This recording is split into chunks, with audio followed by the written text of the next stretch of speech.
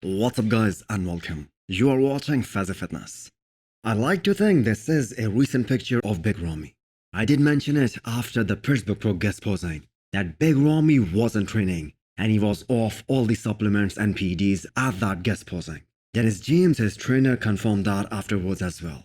And that pretty much explains why Big Ramy wasn't as impressive compared to the other top guys or even compared to his own previous self and how big he used to look in the off-season. Now why do I think this could be a recent picture? We are just 19 weeks out from the Olympia in November now. And most of the top guys have started this prep already. I mean, just look at the mutant Nick Walker, who is at 19 weeks out. And his upper body is blowing up like crazy. Which I'm not really sure is a good and a helpful thing. And not because I am not impressed by how he is looking, but because the only complaint the judges have about Nick Walker at this year's Arnold Classic was that his legs did not match up with his upper half in some of the front shots.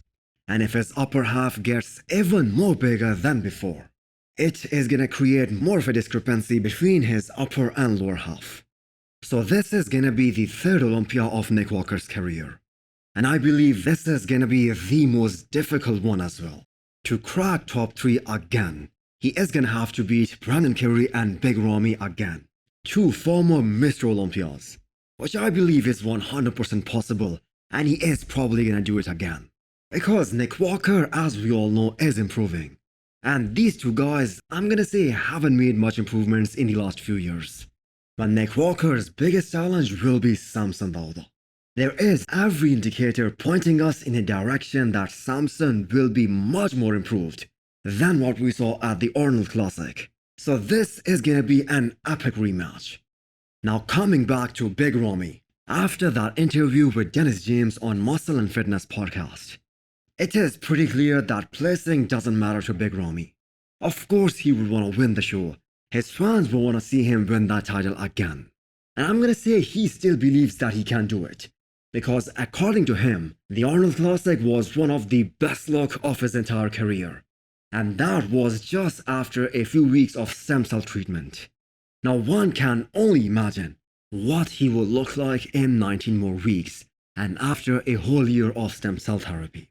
Now I believe majority of the bodybuilding community will want to see Big Ramy back on that stage. Because it just creates so much more hype. So, where do you guys see him placing at the Olympia this year? Will he be fighting for that Mr. Olympia title again? Dorian Yates is an absolute legend of the sport. The people who have witnessed Dorian in person, they always say this about him. No picture or video can do justice to how grainy Dorian used to look in real life on that stage. And Dorian hasn't been shy about expressing his views about the condition of modern bodybuilding.